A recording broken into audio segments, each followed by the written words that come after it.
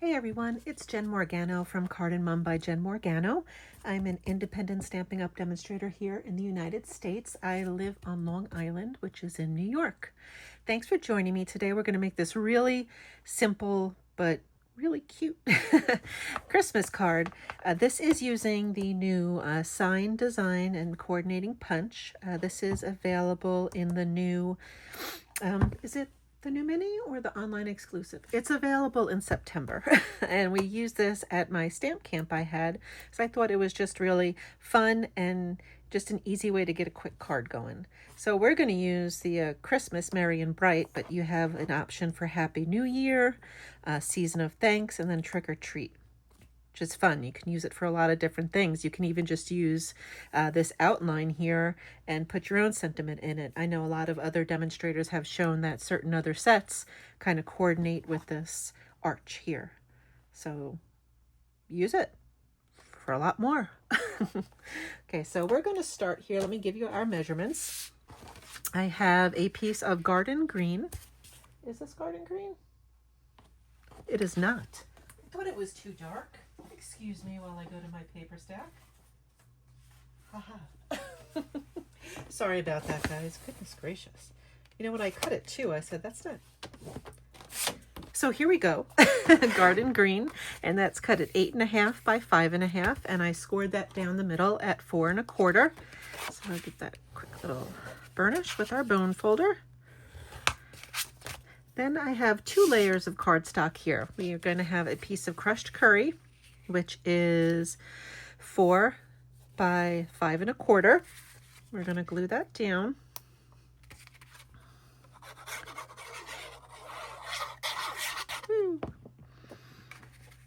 Okay. And then I have a piece of real red that we're going to be stamping on. That's just a smidge smaller. So this is 3 7/8 by 5 1/8. So you can see it just gives that tiny little yellow border, just a pop of color there. So we're going to stamp on this piece of real red. Let me get my little foam piece. This is a photopolymer stamp set, so you're going to want to put something underneath to give it a little bit of cushion. And we're going to be using this outline stamp and real red. So again, the cardstock colors are garden green, crushed curry, and real red, and that is the ink that we're going to be using. So let's start with our real red. And what I'm going to do is, because I want our focal image Merry and Bright right in the middle, I'm going to stamp there first and then kind of stagger all the other images. So I'll start in the center and then move a little bit over here, move a little bit over here. And then I'm just going to kind of offset it. So I'll put it right in the middle, the next layer up. Keep going like that. And then when we get to the top, it's going to be cut off a little, but I'll start in the center because that's easier to determine. And then move over like that. And then I will continue downwards. It's an easier way. It's not random. So I find when I do stuff like this, it's easier if it's not random. I think too much when it's random. Let me get my chamois and clean that up.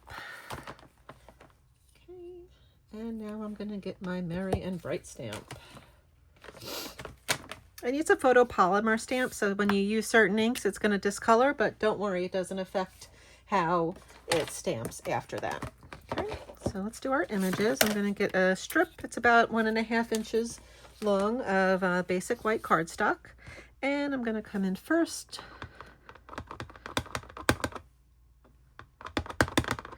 My Merry and Bright.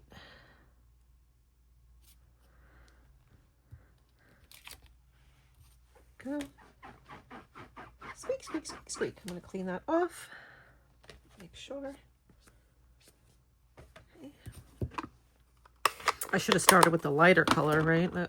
That's our crushed curry, which I think I might have to re-ink soon.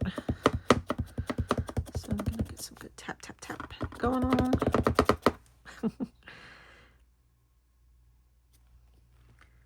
Okay. Just press that down so the ink transfers. Okay, not so bad. And last but not least is our garden green.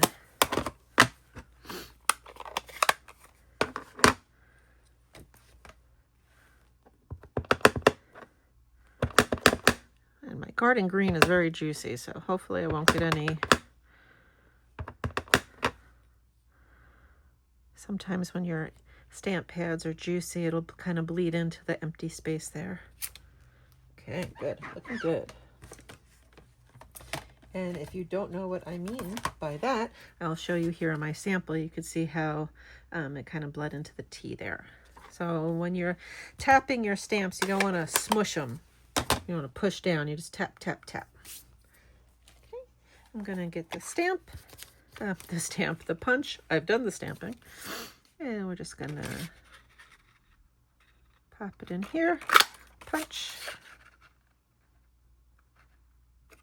Punch. Punch. So we have those. I'm going to affix those on the front with some dimensionals, so I'm just going to throw those on there now.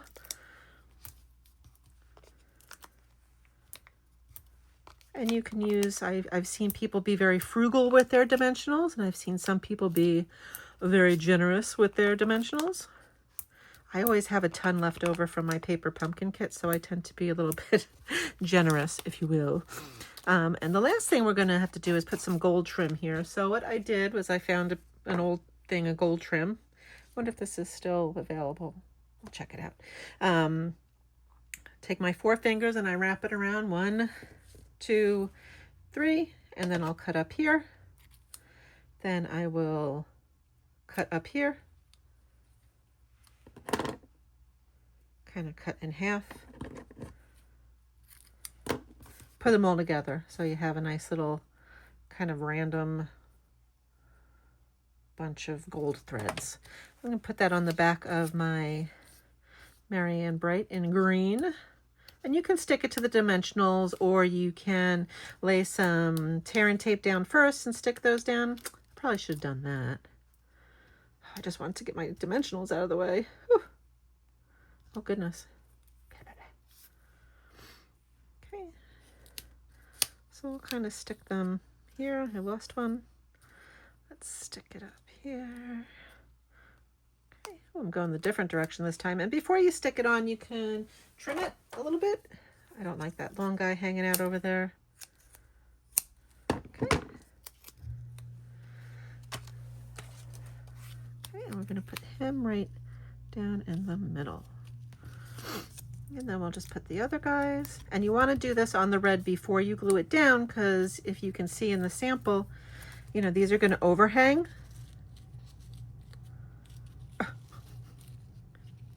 And you're going to want to trim them. Okay.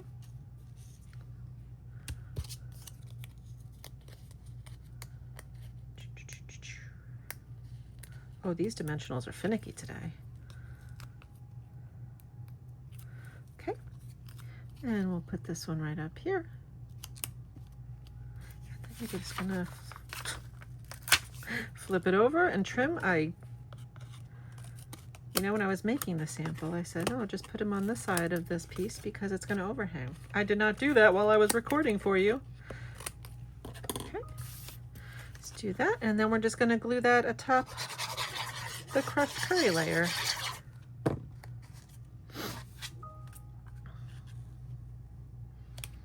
So there you go. Quick, easy. Again, this is using the Sign Design stamp set and the coordinating punch. Comes with a bunch of different sentiments, so you can make a bunch of different cards. I like it, and I like punches too because they're fun and they're easy. Thank you for watching and following along. I hope you like this project. Don't forget to hit subscribe if you did like it and you want to see some more of my projects or my little short videos that I do. I'd love to have you follow along. If you like what you see, also drop a comment. I'd love to hear what you think.